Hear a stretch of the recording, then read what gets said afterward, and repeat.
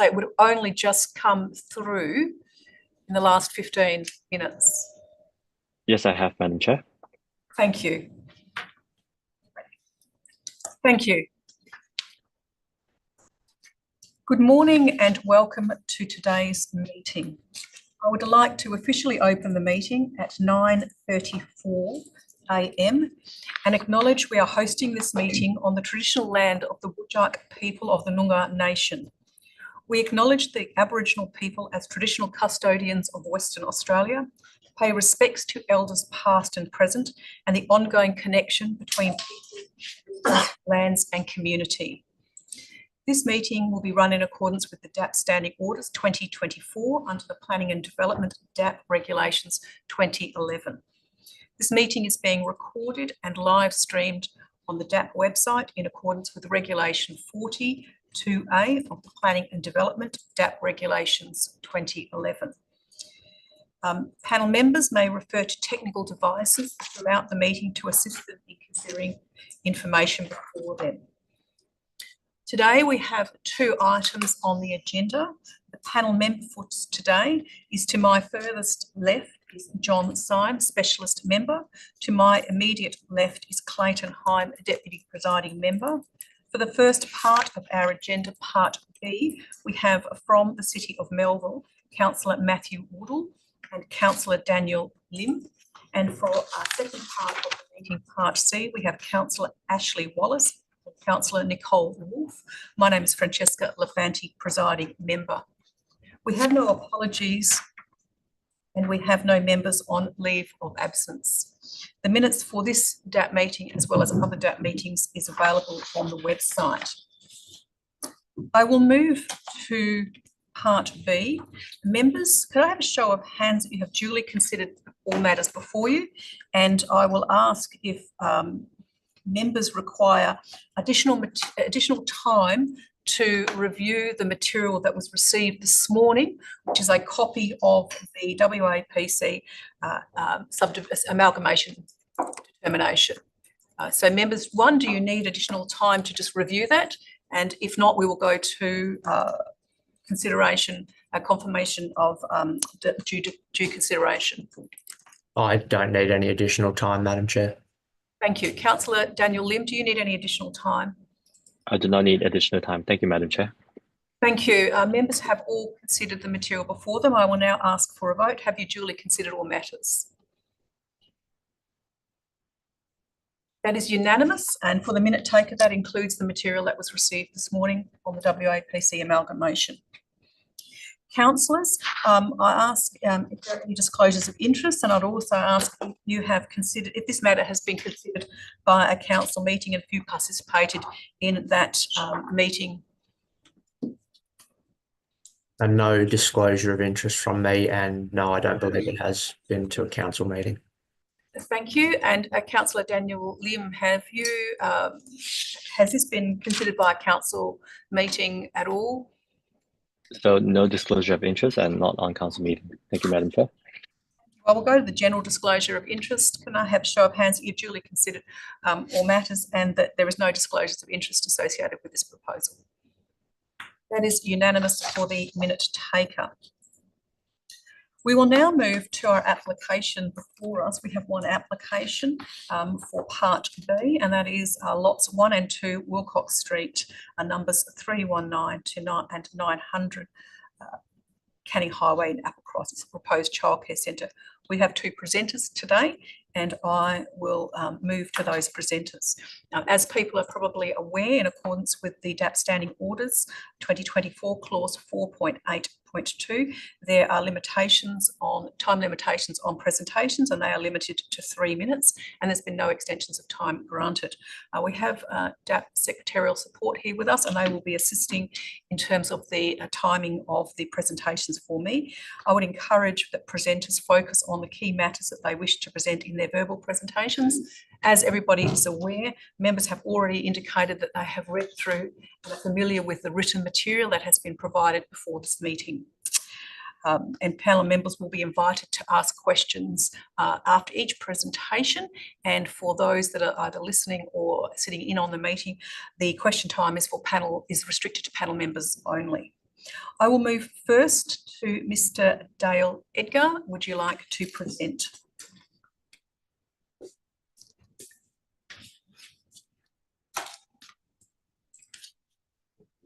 Thanks, Madam Chair. Hi, my name's Dale. I'm a resident of 4G Wilcox Street to be exact. And I represent the strata owners from that site. At the moment, there's 6 lots in our strata. 2 of those lots obviously pertain to this rezoning and amalgamation of a larger site. We are generally supportive of the development.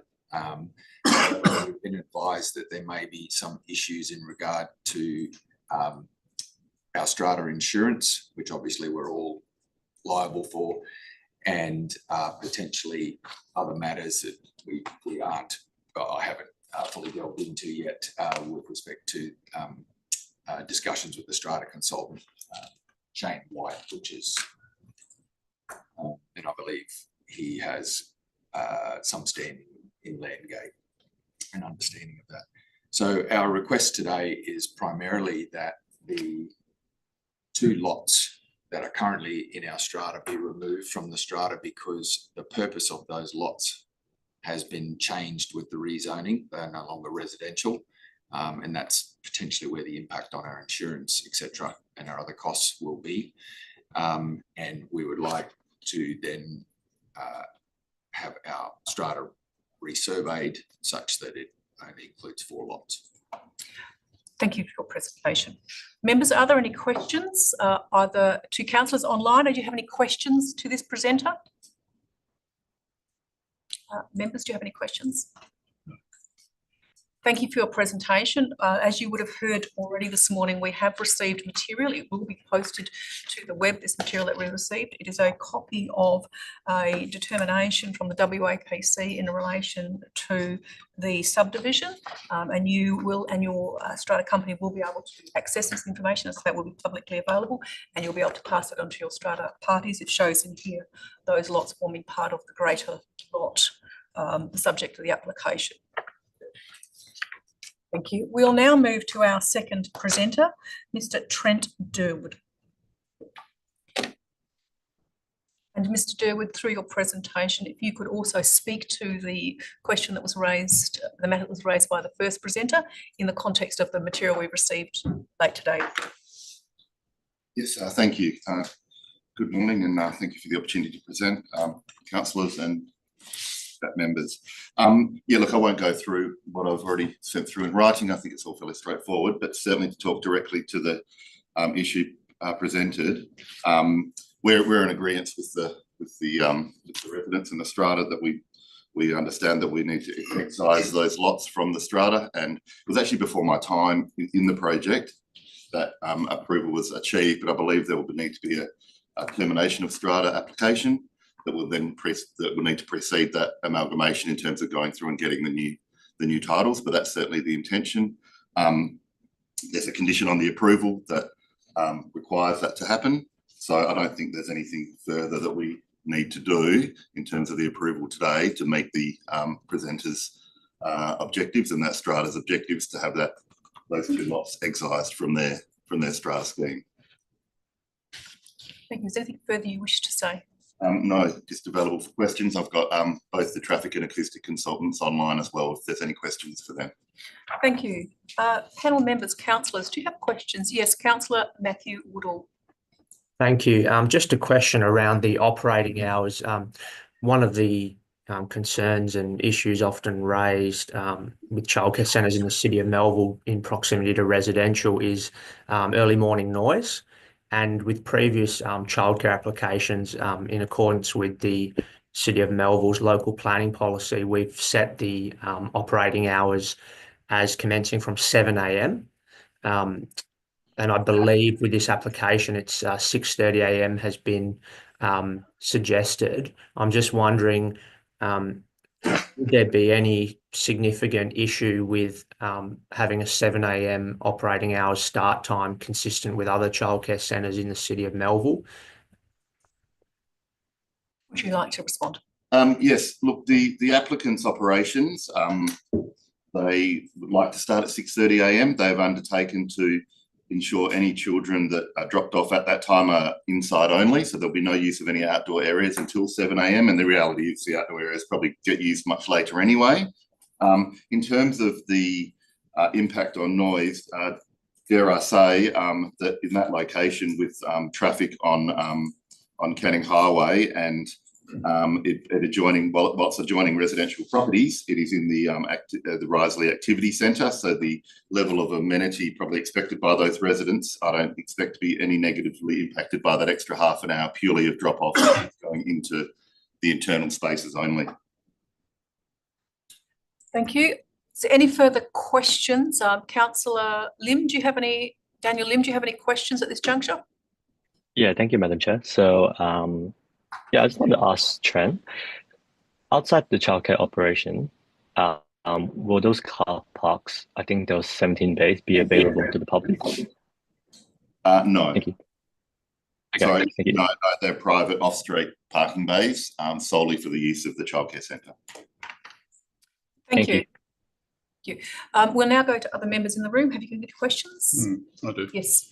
Trent, and this is probably have to be directed at the traffic consultant, but in condition 16, the operational management plan required to include details of, and one of them is preventing queuing of traffic and parking along Canning Highway. How would that work? What would somebody need to do, or what would the plan need to do to stop queuing on Canning Highway? Heidi, can I refer to you? Yep. Yeah, sure. Okay, in my traffic assessment, we did a traffic generation exercise, which we quantified on a daily basis and then on an hourly basis.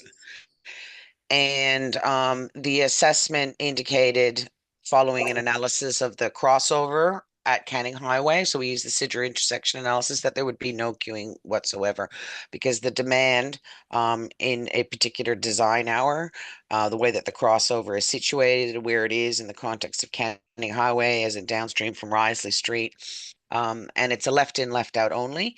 There's not anticipated to be any queuing whatsoever, because the amount of car parking that's proposed is actually in excess of what's required under the city's planning policy. And notwithstanding, I've done a turnover analysis as well. There's more than ample parking on the site.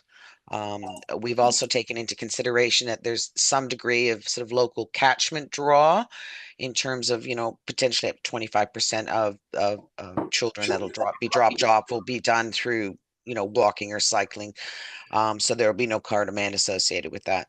So this is fairly standard and typical.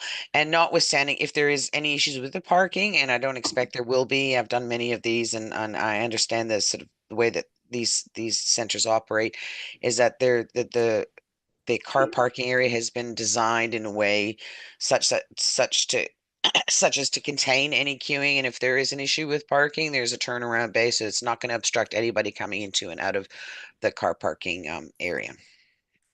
So just as a follow-up question then, if in relation to condition 16D, you would put nothing in there, or how would you respond to that? Because the condition requires some idea of how you prevent queuing. I could probably jump in there and say that what we could do, what we've done before in sort of higher or larger childcare centres, is you actually manage when people arrive. So you actually have a part of the operational management plan, and we could talk about the opportunity to do this should it become a problem. Is that we have X amount of people arrive between 7 and 7:30, and then 7:30 to 8. And you actually instruct those clients that they have to arrive at through that time period, and then that would be circled back into meeting what the traffic management plan states. Thank you. Makes sense. Thank you. Members, are there any further questions to this presenter? Thank you. We will now move to the officers at the City. We have listed here Gavin Davey and Tom Geddes.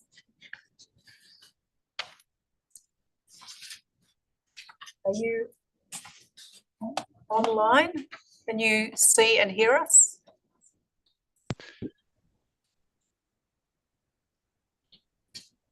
they are there. But Hi, Chair. Yeah, happy to take any questions from the panel. Oh, sorry. My computer's, there we go. Start video. Hopefully I'm there. yes, we can see you, Tom. Yeah, good. Sorry, it's just got a little blocker on the camera.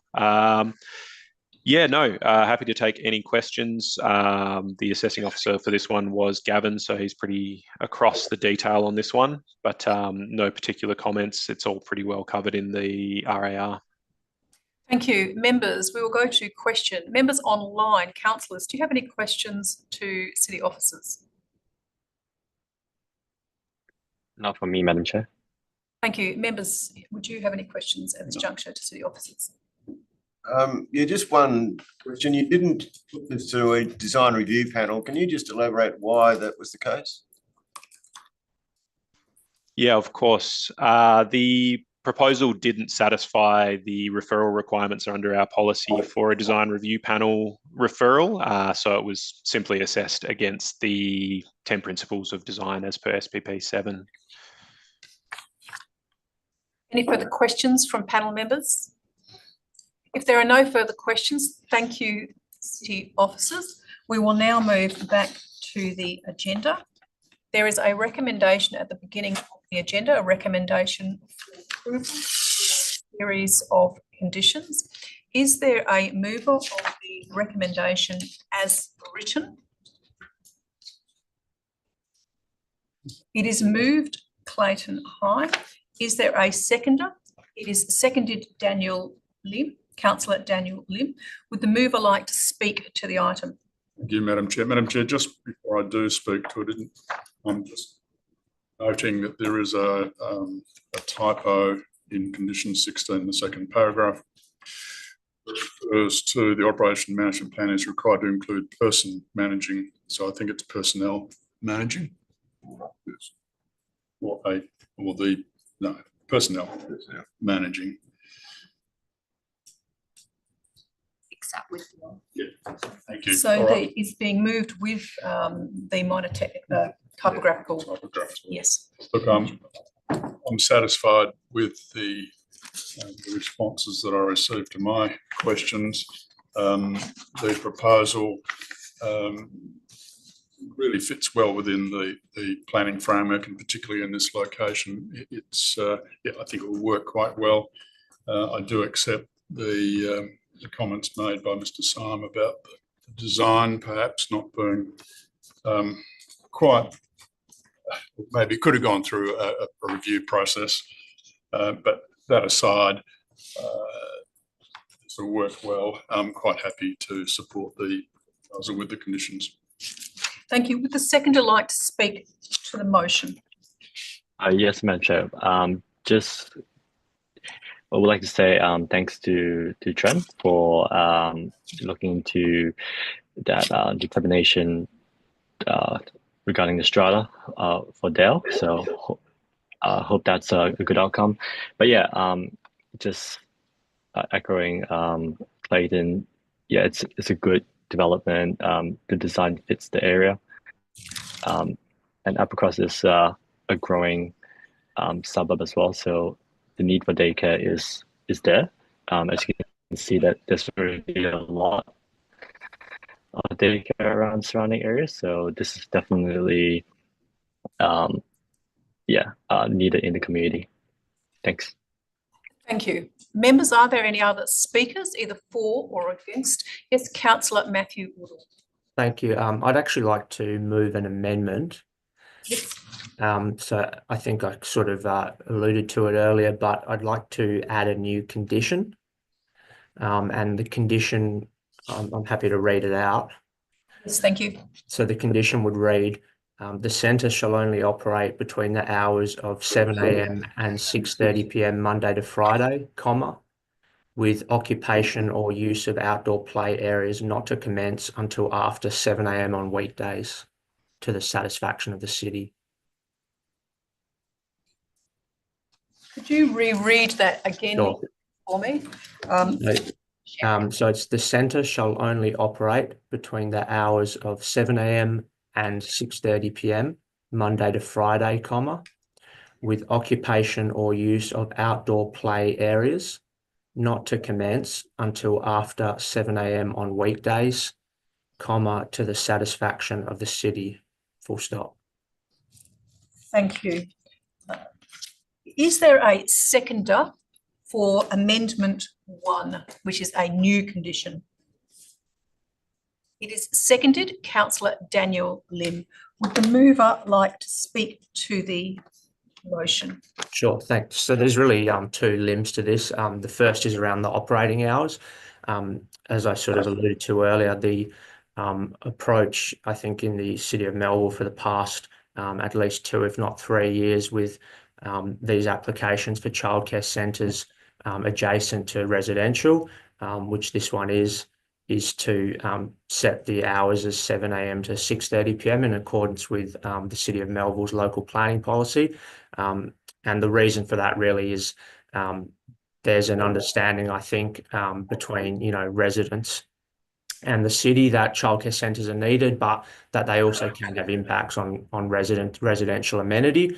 And one of those impacts is noise. Notwithstanding, I appreciate that this childcare centre is on Canning Highway, and so other residences may already be used to traffic noise to some extent. I think for the sake of consistency, it's important to maintain that 7 a.m. Start time, noting that, the sort of noise that may be generated by childcare may be different to traffic noise. There may be car doors slamming and kids yelling out and things like that. The second part of it is just around the outdoor play areas. I think it's already pretty much been accepted by the applicant that they're not going to use them anyway before 7 a.m, but it's really just making that crystal clear in a condition that that's the case. Thank you. Would the seconder like to speak to the condition, to the amendment, I should say? Yes, Madam Chair. So I agree with Councillor Matthew Woodall. It's just to remain the consistency, and I believe that it is already in line with the applicant to operate under those conditions anyway. So I think it's just good to have that in writing. And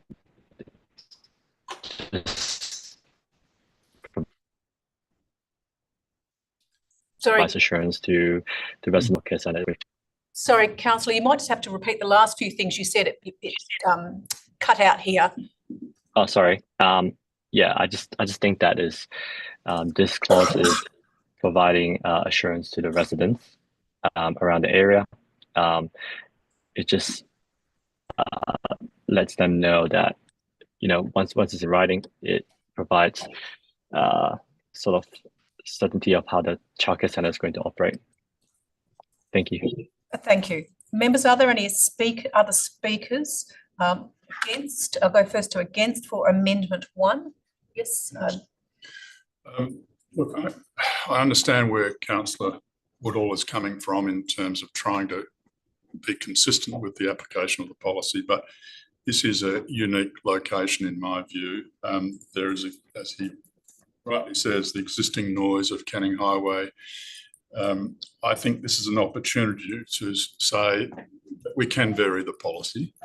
My concern was about traffic and access into the site, and by restricting or limiting the arrival hours, that puts more pressure on Canning Highway entry and the potential for congestion and not being able to spread the traffic out as suggested by the applicant.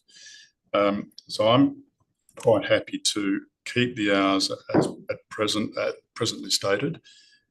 The locals are supportive of the application, so I don't think there is an amenity issue likely to arise here. So I don't support the amendment. Are there any further speakers? Yes. Yes, look, I agree with that. I mean, consistency, it would be neat, but we're obliged really to look at at each case on its merits. And on the merits here, I think that the circumstances of this one mean that we can do as suggested in the RAR and keep the the operating times as they are. I think the amenity issues are safeguarded in two ways. First of all, is an operational management plan, which is required to be produced and accepted by the city, which specifically looks at limiting the use of outdoor play area prior to 7 a.m. And there's also a perfectly good acoustic report, which really takes care of the acoustic issues. And there is a requirement for those measures to be implemented.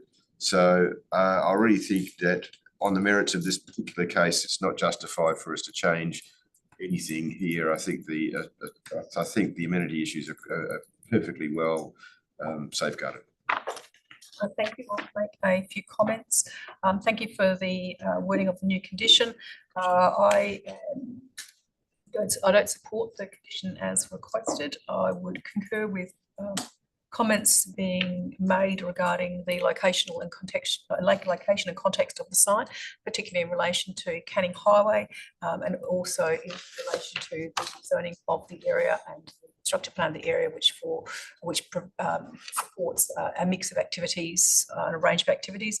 I'm also satisfied that the material provided to us and that the conditions associated with it have obligations written into it for management plan that will ensure protection of appropriate protection and use controls on the use of the outdoor play area. I also note that there are some specific provisions in relation to the noise regulations also that need to be adhered to that sit beyond planning legislation and sit concurrently with any use or activity of the site. Those are my comments on it. I move back to the mover for right of reply and close of debate on the motion only. Thank you. Yeah, I understand the points that have been made against the amendment. I guess one of my concerns is also that the operational management plan is something that will be effectively administered by city officers, and they may change over time and their approach may change. So one of my objectives is also to, in the actual approval, to limit the operating hours to set times, and also just make it clear that the outdoor play areas are not to commence until after 7 a.m. So I take on board the panel's comments, other panelists' comments around the start time. And I guess I would be amenable to changing the start time to 6:30 a.m. If it meant that a new condition could be inserted to keep those set hours as an actual condition of approval rather than simply as something that is dealt with under the operational management plan. So I guess I'd seek feedback on that concept. Okay, well, we don't have feedback per se. We're going to deal with the vote on Amendment 1, but we do have other avenues to deal with that. So if I'll deal first with Amendment 1 before moving forward. So Amendment 1, can I have a vote, please? All those in favour? Against? It is lost 3-2. Member Woodall, in order to address the question you raised a few minutes ago, we can deal with a suspension of standing orders, which does allow you to speak a second time. And I'm happy to move a suspension of standing orders if there is a seconder, which will allow members to speak a second time. Is there a seconder for a suspension of standing orders at this juncture? It is seconded Clayton Heim. All those in favour? It's carried unanimously. It's a procedural motion. What that does for those that are listening is enables members to speak twice before we go back to the general debate and before we vote on it. Member Matthew Woodall, do you have a comment or a question you want to raise? Thank you. Yes, so it was just around the current conditions does include reference to an operational management plan, and it does also talk about that operational management plan. I think it's condition 16. Where it says that it has to include details on how the development will manage limiting use of the outdoor play area prior to 7 a.m. I guess I was looking for something more concrete. So I was that was part of the intent of adding a condition, was to just make it a requirement of the actual planning approval that the outdoor play areas cannot be used prior to 7 a.m. rather than as something that the applicant has to address in the operational management plan, which is not quite as clear, I would say. Thank you. Are there any other discussion you want to have on this particular matter? Any members? Any other discussion generally while we're on suspension of standing orders? Sorry. Madam Chair, I'm just wondering if we could put the operating hours in as part of, whether it's part of condition 2, leave condition 16 as it is.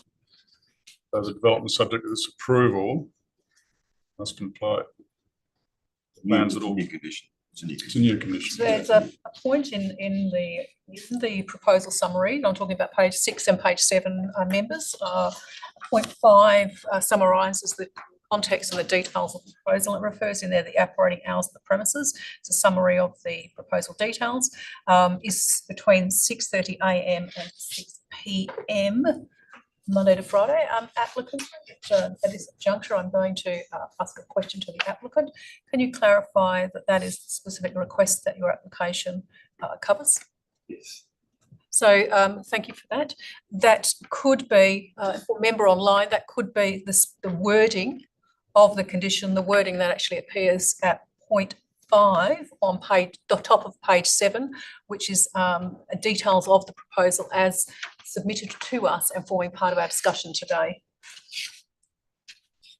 I don't know if that addressed the question you were specifically referring to. If you had the same condition that he just proposed, we put 6:30 instead of 7 o'clock as an opening time. Yeah, so perhaps I could have proposed an amendment, Madam Chair, along the lines of the previous one, but with different hours. So it would still be a new condition, but it would be between the hours of 6:30 a.m. and 6 p.m. Monday to Friday, in accordance with what the applicant's seeking. And then it would continue on with the occupational use of outdoor play areas not to commence until after 7 a.m. on weekdays. So effectively just changing the operating hours to what the applicant has proposed. Thank you. I understand where you're coming from. Are there any other discussion at this juncture before we resume standing orders? If there is no further discussion, I will move to resume standing orders. Seconded to resume standing orders. Seconded Clayton Heim. All those in favour? We are resuming standing orders. It is 10:06 a.m. for the minute taker, the resumption of standing orders. Members, we go back to the discussion, and I'm back still with you, member. Would you like to, Matthew Woodall, would you like to continue now in the formal discussion? I understand you wish to move an amendment. Yes, thank you, Madam Chair. A further amendment to insert a new condition. The wording will be much the same, but with the times difference. I'm happy to read it out if you would like. Yes, you can, specifically for the minute taker as well as for those that are listening. Sure. So it will be the centre shall only operate between the hours of 6:30 a.m. and 6 p.m. Monday to Friday, with occupation or use of outdoor play areas not to commence until after 7 a.m. on weekdays, to the satisfaction of the city, full stop. Thank you. I think it's a minute taker. Have you been able to take that material down? Thank you.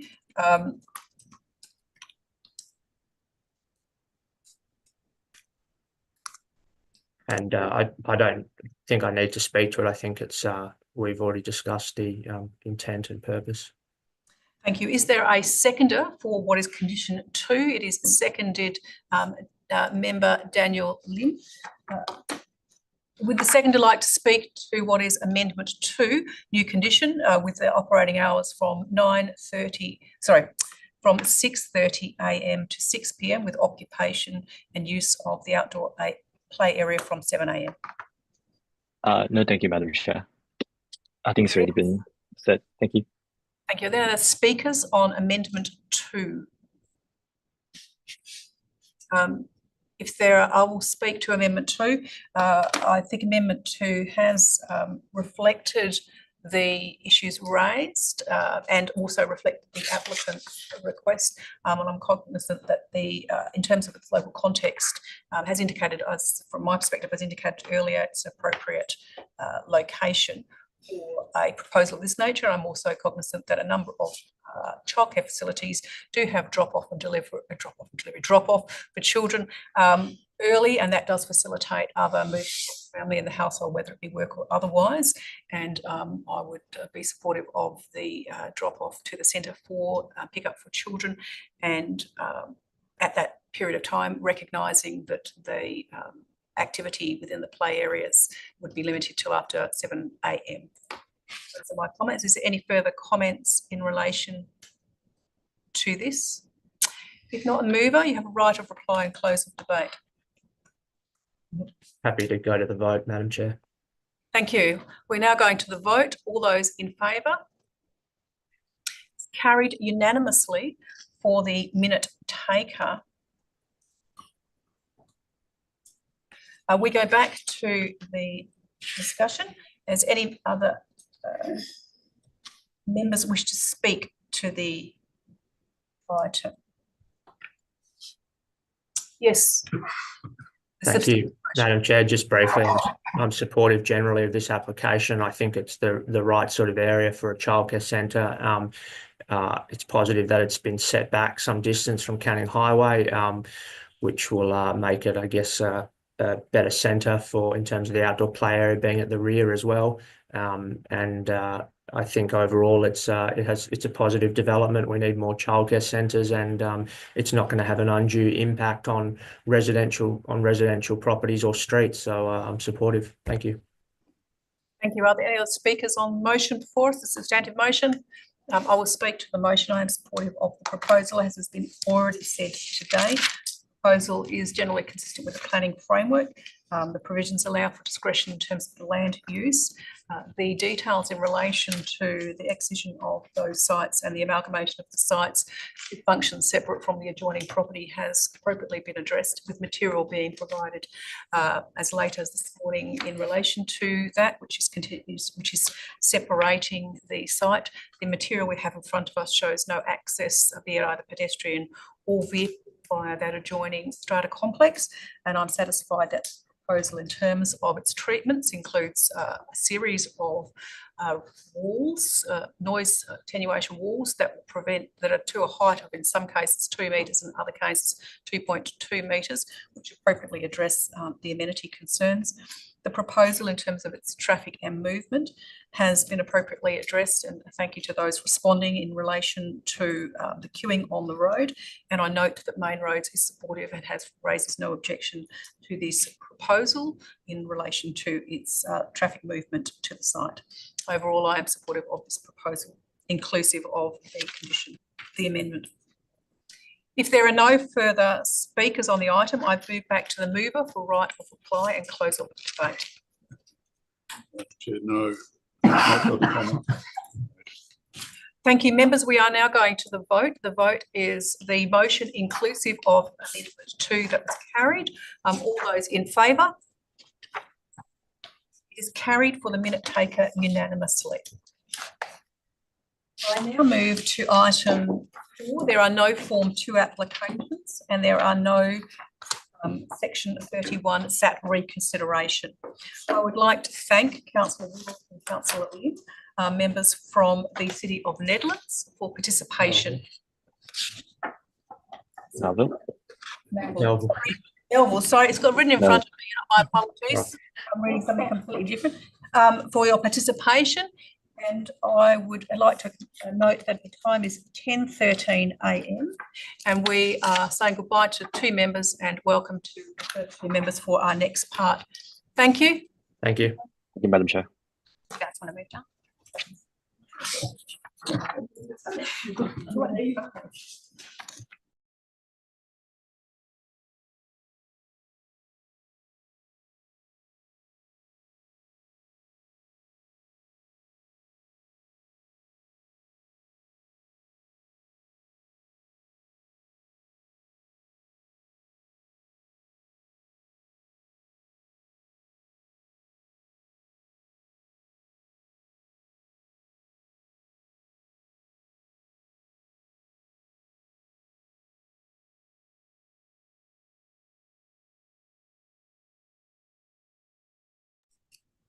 You're on.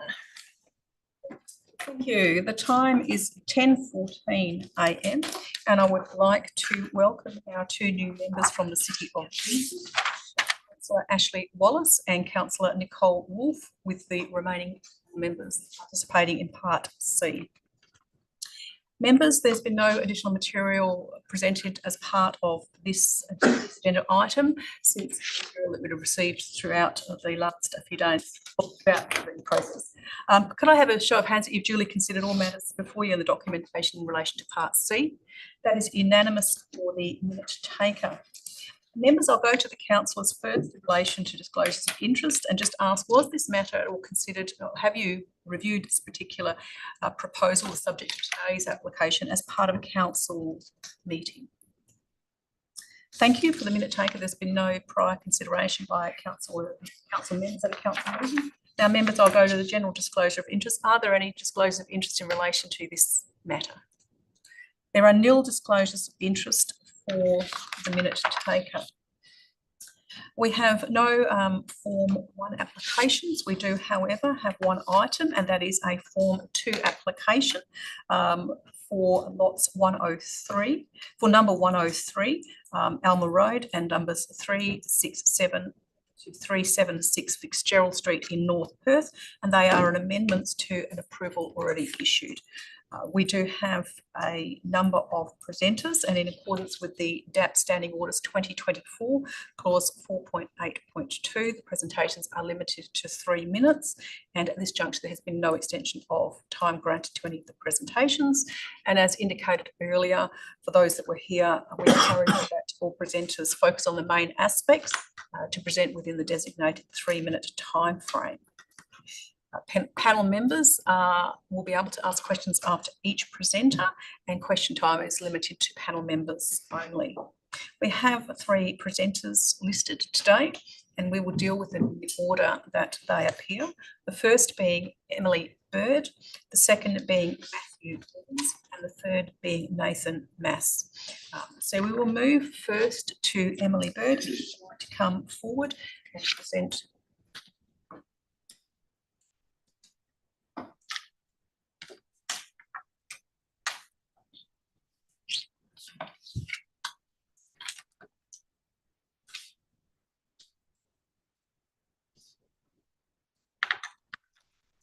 My name is Emily Bird and I live at 152 Grosvenor Road. For brief clarification, I objected to the following elements of this amendment application. The proposed increase in... Sorry, you might just need to speak up a fraction. Some of the members can't hear you. I objected to the following elements of this amendment application, being the proposed increase in the overall building height by 800 millimetres, the reconfiguration of 3rd floor balconies, and the relocation of aircon units by placing them externally on 3rd floor balconies.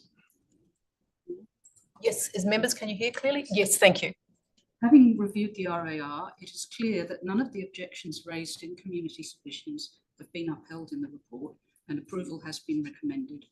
I therefore do not intend to reopen the objections. However, with respect, I do not accept that community objections have been addressed in the RAR. And I believe this is due to the constraints placed upon local government planning departments by current planning practices and law in our state, by which the WA Planning Commission now holds the power to override local government policy and decision-making almost totally. Reforms to local government and planning laws in our state over a decade or more have progressively stripped decision-making authority from local governments, initially with the introduction of the DAP process, and recently with rapid rolling reforms progressively leading to the transfer of virtually all decision-making powers on planning matters from local government to the WA Planning Commission. Input from elected members and community in relation to planning decisions has become increasingly devalued and dismissed. That process has always been biased towards the interest of applicants. Any developments over 2 million can easily gain approval at that point because of the inequity of the process, whereby there are 3 external panellists but only 2 local councillors comprising the total panel. In addition, the applicant may appeal a DAP hearing if it is not to their liking, whereas there is no third-party right of appeal. Local government schemes and policies have arisen out of ongoing review by local authorities with knowledge on the ground, out of consultations with local community and with input from elected representatives of that community. An ongoing loss of power and agency, beginning a decade ago, but rapidly accelerating in recent times, is now resulting in erosion of trust and open communication between community and local government, and ultimately loss of trust in government at state level. The well-being of local communities is being damaged, and it is hard to view this as positive progress in social terms. I make these comments purely for the record, because I know that they will have no impact on the outcome of today's hearing. I am aware that inviting the public to speak at these hearings is little more than a box-ticking exercise, but there is a strong groundswell of frustration from local communities throughout many of our suburbs, and many of us will keep on speaking up. Thank you. Thank you. Panel members, do you have any questions? Yes. Ms. Bird, putting aside your concerns about the process, how, from a planning point of view, how would the increase by 800 millimetres impact you? In itself, 800 millimetres is not a major increase. My concern is that there isn't a limit on the number of times that the applicant can return with further amendment applications, and they could gradually increment height increases to a point where it becomes a major problem. And that's my objection there. You're saying at the moment the 800 millimetres is not necessarily an issue? It's probably not a major issue now, but I think it could become in future if further amendment applications are presented. Thank you.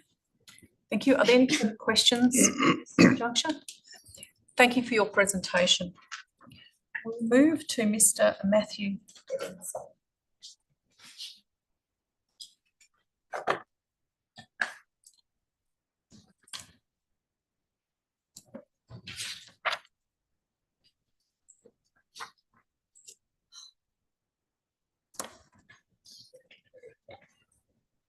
Yeah, thank you for the opportunity to present. Representing Celsius Developments, the developer for the project. Since obtaining our original development approval in December 2023, Celsius has been working with our consultant team to fully document design building for construction. We've worked closely with our structural engineer, preferred builder, to ensure the design maximises structural efficiency and buildability, which has resulted in some minor changes to the overall structure. Just like further to that point, structure is a key one for us. It makes up about 50% of the build costs. We do a lot of work with our engineer, builders, and even subcontractors to make sure that the building is designed for maximum efficiency and buildability. In this case, that's resulted in us trying to commit to one transfer on level 3. You'll see the building twists a bit on level 3, so it's resulted in a thickening of the slab on level 3. Also on level 6, where we've got more significant planting and the building steps, it's resulted in a thicker slab on level 6, which has increased the building height a little bit. The other impact on building height was really around getting water off the building. You'll see the building steps a lot at different points. It means there's a lot of, it's a big building, it gets a lot of water that needs to get off the building. When you have steps, the pipe runs to get it off. In some cases that necessitates a slightly higher water ceiling level to resolve clashes of surfaces in the building. So that were the main things, I guess, that drove that extra 800 mils of height. I would say that we've reduced the height of the podium overall. So I think that's what most people will interact with at the street level, was their interaction with the podium rather than an extra 800 mil on the top of the building. During design development, we've also made some changes to the apartment mix, with the main changes being the conversion of the first floor office into 3 residential apartments.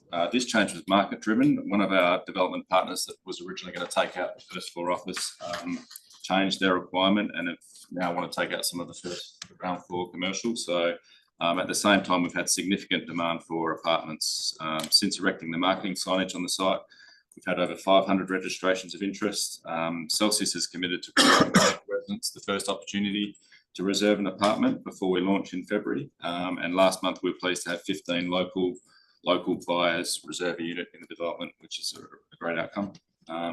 Pleasingly, we've also seen a really good spread of reservations in the apartments from 1, 2 bedroom, 3 bedroom and larger penthouse units. So I think that's also reflecting there's a real demand for housing choice within this location.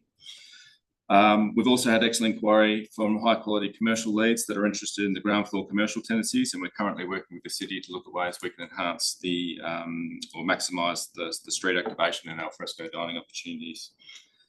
So yes, in summary, I guess a significant amount of time and effort has been put into developing the design for construction, and marketing, and the marketing that I presented, I think, show that this is going to be a high quality development, and we hope that you can support the city's recommendation for approval. Thank you for your presentation. Panel members, does anybody have questions to this presenter? Yes. Yeah, thank you for the presentation. I think you have touched on it in the presentation, and it was touched on in the report. But are there any additional comments that you might like to make, just for context, around the rationale for some of those key changes, and whether or not the project could go ahead as per the original plans? Yeah, so I think I've touched on the height issues. The mechanical changes, I think we've moved some AC condensers to some balcony locations. We've tried to limit that where we can. That's again been driven by cost. The cost of copper has gone up by 25% this year. In some of the units you look at on the plan, I think it's units 310 and 410, those ones that are on the southwestern corner of the building. To get those condensers to the roof, in those examples, would take about 90 metres of lineal copper runs to get those to the ceiling. That adds about $20,000 to $30,000 cost just for those apartments to get their AC condenser onto the roof. So in areas like that, we've just tried to rationalise that, to put them in balconies tucked around a corner where they're not going to impact anyone's amenity. We've enclosed them in enclosures that have louvers to impact the any negative impacts of having those condensers on those balconies. But where we can, we've tried to get them in the ceiling or on the car parks. So it's really, we examine every single line item in the budget at the moment. You have to get these projects up. There's not many apartment projects getting up because they're really expensive. The cost pressures are still immense. So you really have to critically examine every line item and look at where you can make savings. So it's not easy to get these projects up. It's most of the changes, or all of the changes. Yes, question. Just as a follow-up question to that, putting the AC units on the balcony, will that, there's obviously a noise issue that needs to be dealt with there. If I'm out on the balcony enjoying the balcony, am I impacted by an air conditioner operating? You'll see, if you look at the plans, almost all of them have been tucked away on returns on balconies. So they're outside, they might be right down the other end, not near the habitable section of the balcony.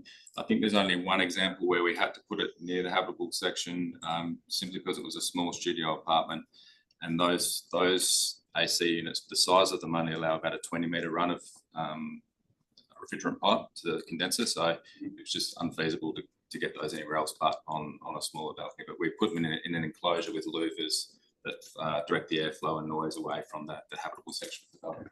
Thank you. Thank you. Any other questions? Councillor Ashley Walls. Yeah, thank you, Chair. Just had a question about the third-storey balconies that are being proposed on the western facades. They were previously a maintenance access area, now proposed as balconies.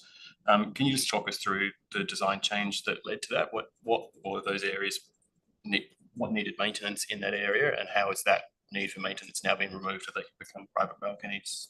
Oh, they should.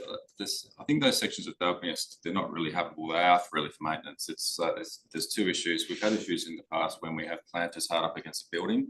If you have a leak in that planter, it's really difficult to fix. So we always try and keep planters off the building line if we can. So we like to just create a small gap between the planter and the building line. Maintenance of the planter, if something goes wrong with it, they're really expensive to fix when the planter fails. It also allows plenty of windows to those balconies and the windows above. So that were the main reasons. We just put a small, I think it's only about 1 metre wide, the section of balcony we've created there, just to allow access, maintenance of the planter, not have to take the planter off the building line, and allow cleaning of windows without upselling down the building. Are there any further questions at this juncture? Thank you for your presentation. We move to our last presentation. Mr. Nathan Mass.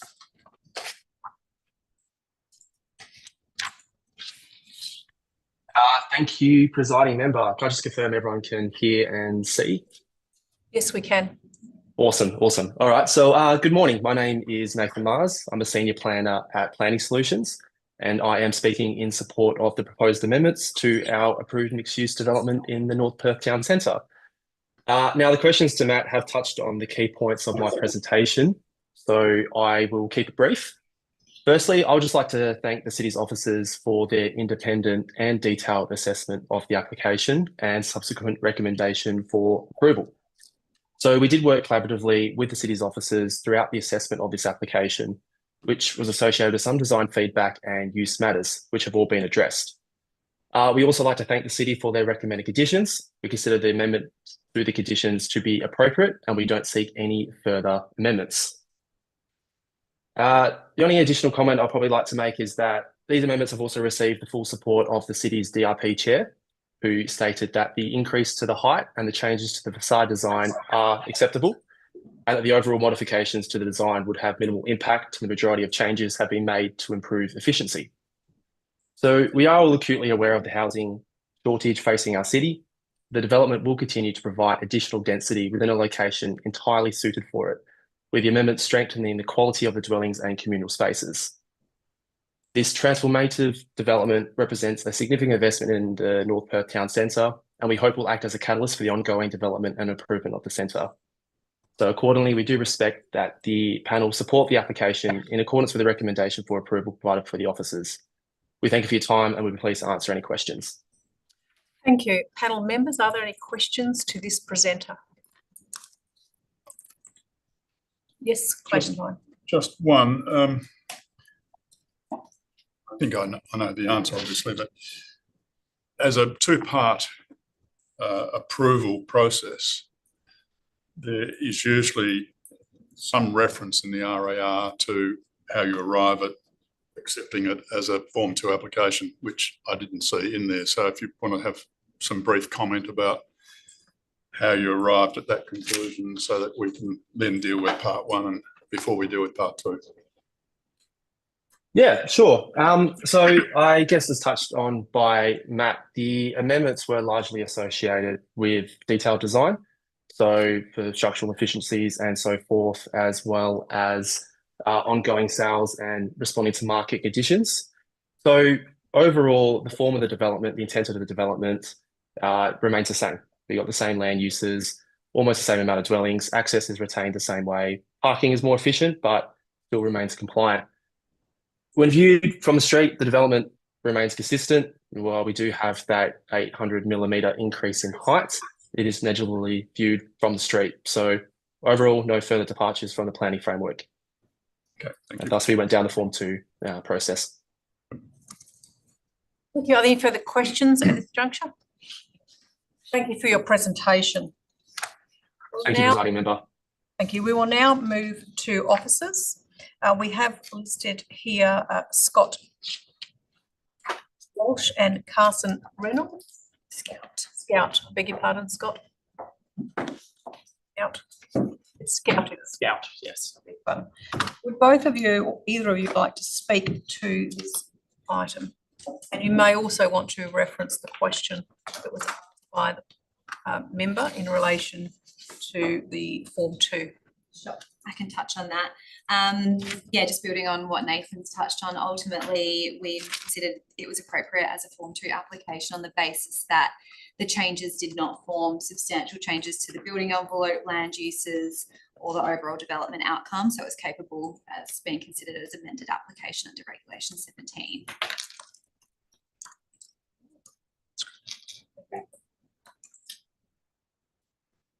Is there anything further you would like to? Sorry, nothing further. Happy to take any questions. Members, are there questions? Yes, we're moving to Councillor Ashley Wallace first. Yeah, thank you, Chair. I was just wondering if you could add a little bit more detail around some of the items that the community objected to. So how you've assessed height, the impacts of that, the additional height, and how you've assessed the balcony reconversion and the proposed conditions within those balconies. Sure. So starting with the height, ultimately the height, as you're aware, is contained to the 8th floor only, and for the reasoning detailed by the applicant. In terms of our assessment, looking through the element objectives, considering community concerns raised, community support, as well as design review panel comments. So on balance, we were supportive of it on the basis that visually that 8th floor is set in from all boundaries, reducing any visual impacts, and also given that the height increase isn't actually resulting in additional stories or plot ratio or, I guess, yield across the development. It's purely just an increase in the existing built form envelope. And additionally, in terms of shadowing and access to light for surrounding properties, at worst case scenario, at winter solstice, that additional shadow falls entirely within the shadow of the podium. But we also looked across that day on the 21st of June to the southwest and southeast to see what the impact was across the day. Between 9 and 3, properties would experience only an additional 2 to 3 minutes of shadow. And at worst case scenario, looking at southeast and southwest, that shadow largely falls into road reservation across roofs and doesn't actually extend into additional outdoor living areas. So in terms of the height and from the shadow perspective, we were supportive of that additional 800 mil. And we're confident that overall the proposal still results in that high quality landscape outcome and still provides the community benefit at the ground floor in the public realm to help offset the discretion that was exercised on the previous application and that we're additionally seeking as part of this application. So yeah, we're confident it still results in a high quality outcome for the development in the town centre while not resulting in additional adverse impacts to the amenities surrounding properties. So that's the height. In terms of the balcony conversion, so as Matt kind of alluded to, the third floor balcony space, it was previously a maintenance strip for each of those units, and that was essentially just changed into usable balcony space that wraps around from the primary outdoor living area. We were supportive of that change on the basis that in terms of built form outcome, it's exactly the same. The new departure is only triggered on the basis that the setbacks are now calculated because the balconies are active habitable spaces where previously they weren't. So the outcome is ultimately still the same in terms of built form. There's no introduction of new walls or balustrading that can be viewed at all. It's really just the use of that space. And in terms of that use, the visual privacy is still consistent with the acceptable outcome. So this setback, I think it was 13 metres to the closest residential property. Yes, that's correct, which exceeds the 7.5 metres. So there's no new departure from visual privacy, but also considering how that space is used, it's quite narrow in width. It's 1.4 metres on both sides. So it's unlikely that, it would be used for long periods of time. So we're confident that there wouldn't be any amenity impacts created from that conversion from maintenance areas to balconies, and the ability to continue to maintain that landscaping area remains. Any further questions from panel members to Councillor Nicole Wolfe? Thank you, Chair. We heard from resident Emily Bird about her concerns that the community objections weren't adequately considered in the city's report. Are there any comments you'd like to make around that concern, please? Yeah, sure. So I think the RAR does pretty significantly represent community concerns, both summarised in the RAR, but also in detail in attachment 7, which is our response to summary of submissions. And they were considered ultimately on balance, considering community comments as well as our assessment through the planning framework. We ultimately considered that the new departures created did meet relevant element objectives and could be supported. However, in saying that, we have modified and added some conditions of approval to safeguard some of those concerns and potential amenity impacts, such as concerns relating to the air conditioning units, particularly on level 3, but across the development we've added a condition about screening of those to ensure that that is maintained, but also the amended acoustic report condition, which will be required at the building permit stage, will test noise created from those air conditioning units and ensure that they all comply with the noise regulation. So overall, we're confident from an amenity that's for the air conditioning, but across landscaping and parking conditions, that we've secured an outcome that wouldn't result in additional amenity impacts from that previous group. Excuse me, just one more on community consultation. Thank you for including the table in the report consultation results. Putting aside there was one submission that couldn't be verified with the address. Could I confirm please that the rest of the submissions were all verified as City of Vincent residents and ratepayers? We don't, as part of the collation of submissions, verify that they are ratepayers and residents. We take the addresses that are provided when they make their submissions, but all of the submissions, the addresses for all of the submissions were checked. Thank you. And just one last question I had was in relation to the 8.1 metre setback of the third floor cabana. Are we able to just drill down on that one, please, and just talk through why that one was assessed as being consistent with the element objectives? Yeah, sure. So previously that cabana was a pergola-like structure, so it was open in style. So if you were standing in the cabana, you could look over to the west. Essentially the change that's been made as part of this application is that western wall has been made as a solid brick wall, which triggers a new departure to the western boundary. That was considered acceptable on the basis that in terms of visual impacts, it's only 4.1 metres in length, 4.2 metres in length.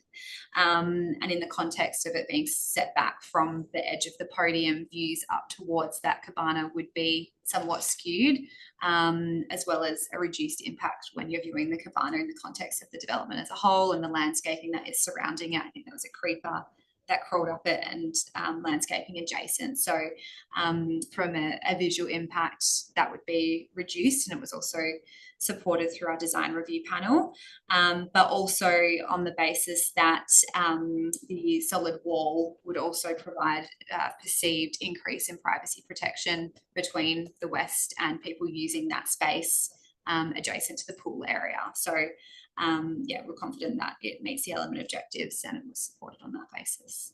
Thank you very much. That's all I had. Thank you. Any further questions from panel members at this juncture? Thank you for your comments. We move back to the agenda. There is a recommendation at the beginning of the agenda.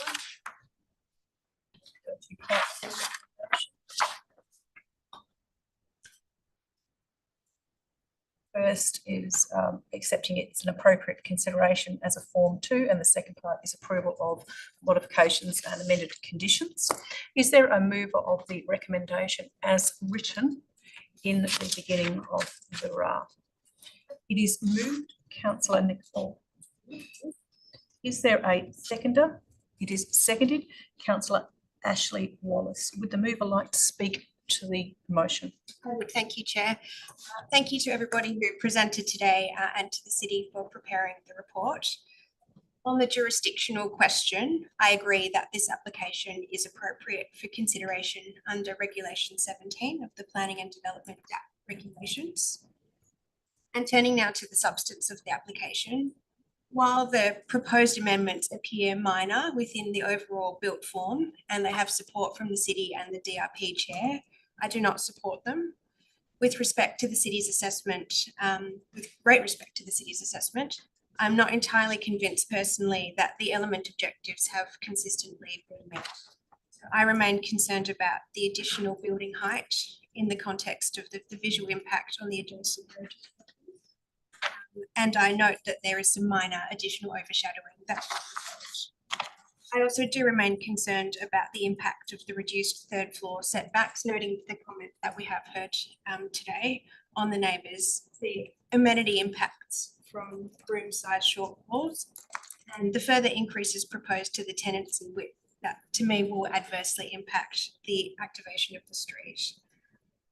And although these elements do not result in new departures to the planning framework, I do hold some reservations about the reduced landscaping outcomes and the relocation of the air conditioning units.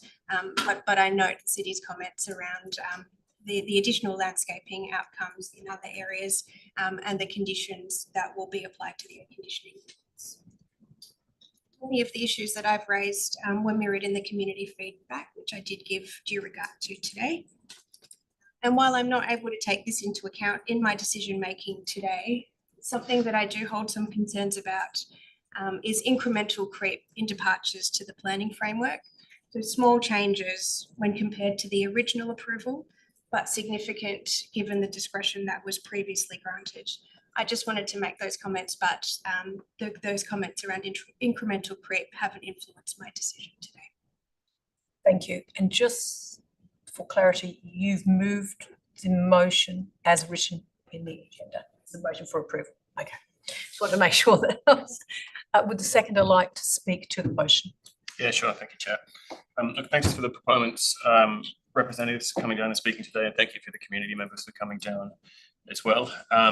Look, I agree with, or don't disagree with some of the comments made regarding process. In particular, I'm sceptical that the conversion of the third floor maintenance areas, wherever intended to be such areas, and anything other than private balconies. But yeah, we're not here today to consider changes to the state planning framework within this meeting. Regarding the application in front of us, very keen to hear the independent members' views on it, but I guess at the moment I'm inclined to agree with the assessment of the independent DRP and the city's assessing officers that this application should be approved. I think primary community concerns were around the height.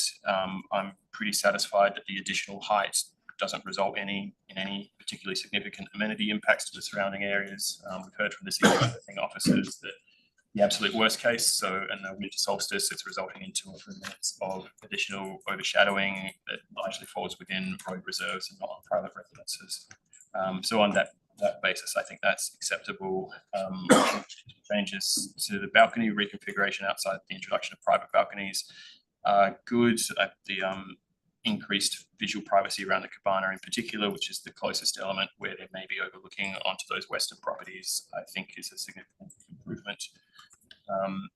And yeah, there's a long list of proposed departures within the report, but I'm agreeing generally with the city's assessing officers on all of those items. Thank you. Thank you. Is there any further speakers? John Syme? Yes, look, thank you. Look, first of all, I'd like to compliment the city's officers. I think they've approached this in a very intelligent and way. They've done a particularly good job of assessing this as what is a complicated matter. This is a sophisticated building, and by sophisticated I mean it's got lots of moving parts, and these are the sorts of in each one fairly minor changes that you expect at this stage of a project. Do they add up in their totality to something which is unacceptable? I don't think they do. I think that each one of these amendments has been assessed as in their own terms as being fairly minor. In totality, I think that it still is a minor departure from what is an already approved project. The project has been assessed in its totality in the previous meeting. It's been judged as being not only acceptable, but as I recall, something which would be a very attractive addition to North Perth. I think that the changes which have been made, each one of them justified. I think that it is the sorts of concerns regarding functionality, cost, and so on, which you'd expect at this stage. I think they've been approached by all parties in a very reasoned way, and I think we can approve this as is fairly enthusiastically. I think it's a very good and sensible outcome. Thank you. Are there any other speakers on the motion? Yes, Clayton. I'm more than happy to support the proposal. As Mr. Syme has indicated, this is a complex development, and it's not unusual for developments of this size as they go through the design process or design finalisation for adjustments to be made. And those adjustments, while there are numerous adjustments, in totality, I don't believe that they have an overall impact on the community. I accept that there are concerns from some of the community, and those comments are duly noted. However, when you look at the planning framework and the outcomes here, I believe that this can be easily supported from a planning point of view. So I'm quite satisfied that we can exercise the discretion and should exercise discretion to support these amendments. Thank you. I will speak to the motion. I am satisfied that the material that we have been presented with, it meets the provisions of DAP Regulation 17 and can be duly considered as an amendment to the proposal as previously determined. I'm also satisfied that in terms of the form and scale of those, extent of those changes, that they are suitable in the context of the approval that has been granted, and also in the context of the planning framework and its local context. The changes that have been made, and I won't repeat everything that's been said, have been considered and are appropriate in the context of improvements to the building form and functionality, whilst also ensuring a developable project, as we've heard from both the applicant comments today. Overall, I'm satisfied that the material we've had presented does not increase the impacts on the adjoining community, and that's in the context of overlooking, overshadowing, and or noise, and parking and access. So from my perspective, these development refinement or changes are still consistent with the overall development that's been approved in the context of the local planning framework, and provide a positive and attractive building that is in a very significant and important part of the town site. I am pleased to see in the material that we have in our package the continuation of the design architecture and the innovation of that architecture, including the mix of both styles and materials, which enables the building to read as a series of smaller buildings within a bigger building frame. And so from a streetscape and a street interface perspective, those elements have been retained and present very, very positively to the street, including both in its form and its land use. So overall, I am supportive of the changes for those reasons. I move back to the mover for right of reply and close of debate on the motion. Nothing further from me, thank you, Chair. Thank you. We have had the reply. We are now going to the vote on the motion as written. All those in favour? Against? Carried 4-1 for the minute taker.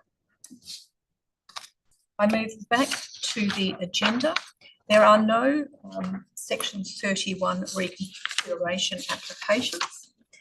We have listed in our agenda at Part B the SAT applications here.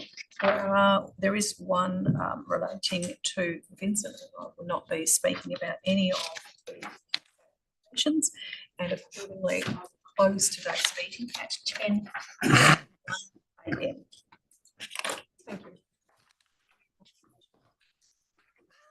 Officers.